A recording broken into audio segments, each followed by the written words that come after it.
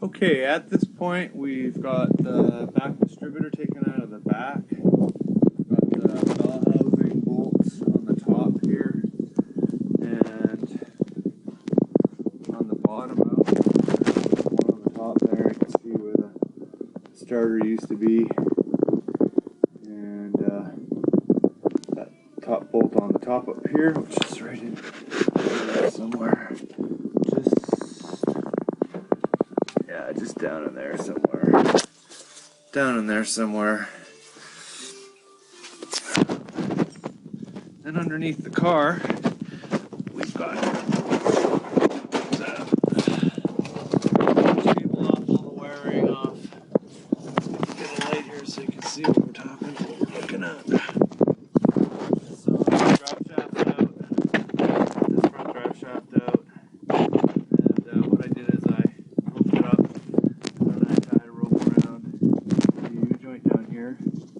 To keep it in place. It's a trick somebody told me about, and that way I didn't have to drain the transmission fluid.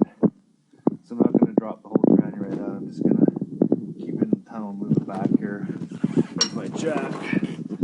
I've got myself, I had to build myself a little block because my jack doesn't lift it up high enough, or sorry, my jack doesn't build it up, jack the transmission up high enough. So I built this little block that I put on my floor jack, which is gonna let me